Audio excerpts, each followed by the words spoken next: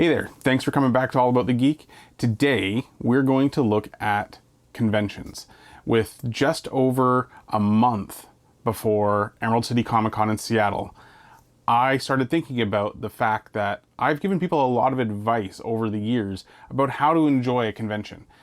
So without further ado, here, based on over a decade of attending more than 17 cons, are the Tyrant Director's top 10 tips for successful con experience. All right, starting with number 10, be prepared to have fun. By this I mean be sure to budget accordingly for food and swag. Now, when I'm planning for ECCC, PAX, or other conventions, I put $50 aside for every day I'm going to be there for food. It may seem excessive, but that was the number that I was given when I was doing implementation consulting with a company, and it seemed to work pretty well. You figure $10 for breakfast, $15 for lunch, and that leaves you $25 for dinner. So you might even be able to squeeze a steak or maybe a burger and a beer in there. For swag, one of the things I recommend is take a look at what exhibitors are going to be there. Take a look and see what con merchandise you might want. Start putting money aside for those things as early as you can. With only 30 days before ECCC, I've pretty much got my budget already set between already money put aside and money that I know I'm going to be making between now and then. It might be worthwhile to look at, if you, like me, have a daily Starbucks habit, cutting back on that a little bit. $5 a day times 30 days is an extra $150 to go towards your ECC budget or whatever con you're planning for. So weigh that in the options. Maybe having to put your coworkers and family through 30 caffeine-free days is not the best way to save $150, but the choice is yours. Regardless, make sure you budget to have a good time and don't let yourself go backwards for the sake of the convention. Be financially responsible, just plan.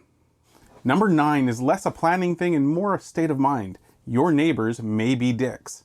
What I'm talking about here is when you're staying in a hotel, especially when you're talking about a lot of nerds, a lot of geeks compressed into a small area, we're going to get loud. And sometimes your neighbors are going to be loud. And sometimes you're going to be in a hotel situation where the people next door to you don't want you to be as loud as you are. I personally have had hotel security come and shush me and my friends while we were playing, admittedly a little bit of a drunken board games, but it was only 10 o'clock at night. We were gracious and just said yep and toned it down because we didn't really want to get the hotel all riled up. Be prepared for that potential and try to be gracious about it. It's really all there is. Number 8, communication is important. The party's going to split up and you just need to accept it.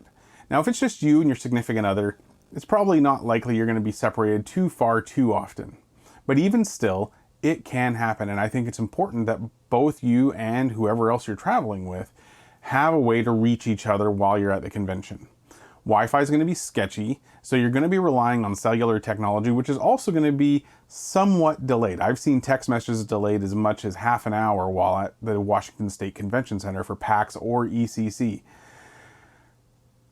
Now, I have the extra benefit that both of those conventions are in another country for me. Being from Canada, I have to rely on roaming charges potentially, and I'm lucky enough to have a good data package that lets me take all of that with me when I'm traveling, so I have pretty solid comms while I'm at a convention. That wasn't always the case, and the first year I went to PAX, not only did I come home to a $250 surcharge on my cell phone bill, but because we were trying to be mindful of it, we missed out. One of our party members, she managed to get an invite to an exclusive party with the Bungie crew. This is 2009, so Halo was still their thing and still huge. And she didn't have a way to get a hold of us. So we missed out on being able to join her at what might have been an awesome night hanging out at Bungie Studios playing with the devs. Don't let that happen to you. Make sure you've got a communication plan. Oh, and one more thing. Having a portable charger is a key. Even if the convention's just down the road from you, having a cell phone that's got no charge doesn't help anyone at all. Number 7, use the room. I get that not everyone can stay close to the convention center, but if you're within walking distance, take advantage of that. Drop your swag periodically, even just go back, sit down, have a glass of water, hydration is important, and chill. It may feel like you're wasting some time, but running yourself ragged, especially in the first 2 days of a 4-day convention, doesn't help you at all. Pace yourself and take advantage of the proximity. Now, if you can't stay close to the convention, or there just isn't a hotel nearby, most times there will be a bag and coat check. See if you can drop your swag there. And in some cases, if you've got a big cosplay, they'll be able to store your suitcase with your regular clothes while you're at the convention. Check it out and take advantage of it if you can. Also, I happen to know that both PAX and ECCC tend to have quiet spaces, so if you're not close to your hotel, check those out as well if you need a break from the ruckus of the show floor. Number 6, backpacks are cool, but they'll make maneuvering harder.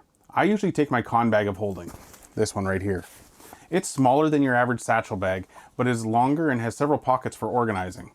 I have links in the video description where you can get it now that ThinkGeek is no more.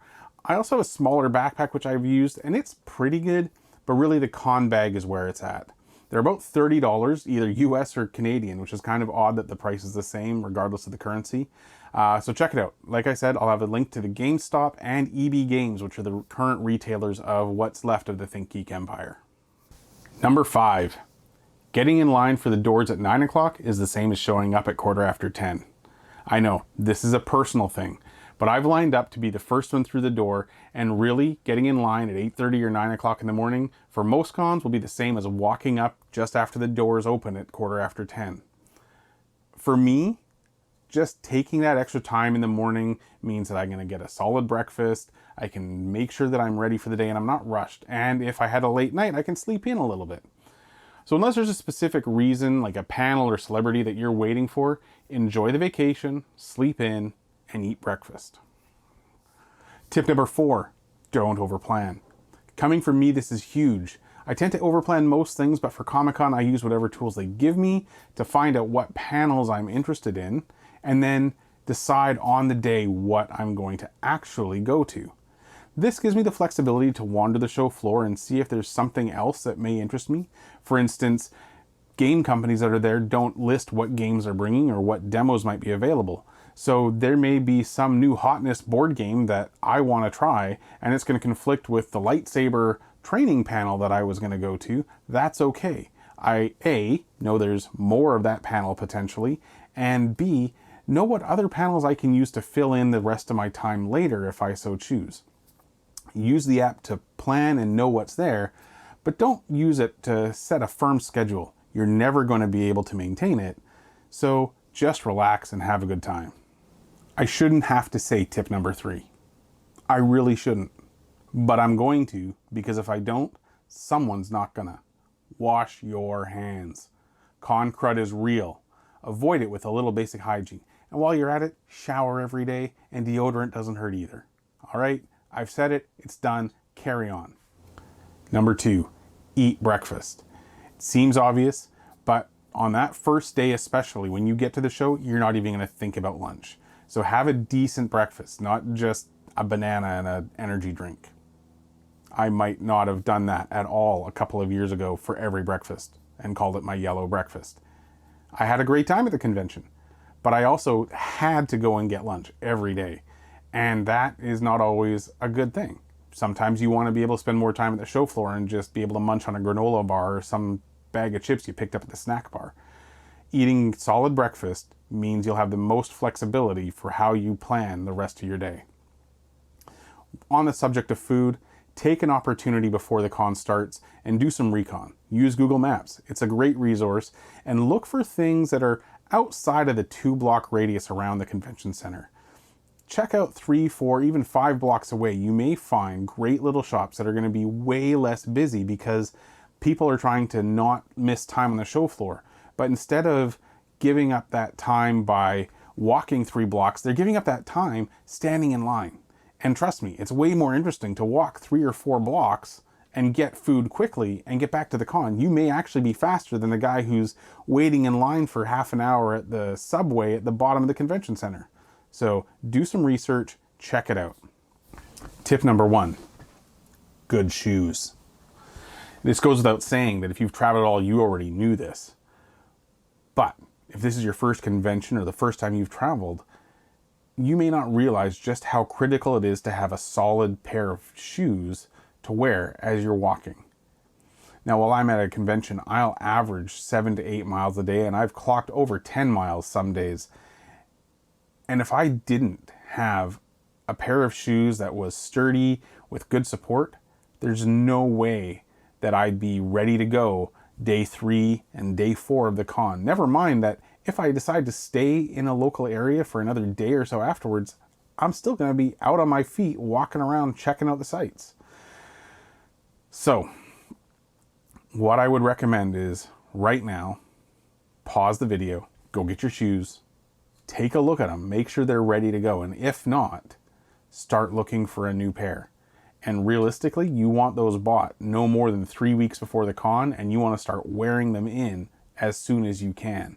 You want a good pair of broken in shoes, but not broken shoes, and they will make all the difference in your 3 to 4 day adventures while cruising the show floor. That's it. That's my top 10 list of things you need to keep in mind to have a successful con. Now, before I go, I just want to leave you with a few other tidbits that, while they didn't make the top 10 list, are something to think about. First, make sure that whatever gear you think you need, you have. And if you don't have it, get ordering it today. Amazon Prime's great, but you don't want to be having stuff airshipped to your hotel and then find out that it doesn't work the way you want. Personally, I'm going to be grabbing some stuff to go along with my new purchase here. This GoPro is what I'm going to be recording Emerald City Comiccon 2020 with. So I've got a few extra things I need to grab to be ready for that, and that order is going to be going in today. That way I've still got a month to test it, make sure it's all working perfectly, so that way you guys can have some great video footage of the con when it happens. All right, that's it for now. Thanks for joining me, and as always, remember to work your wonk and keep it geeky.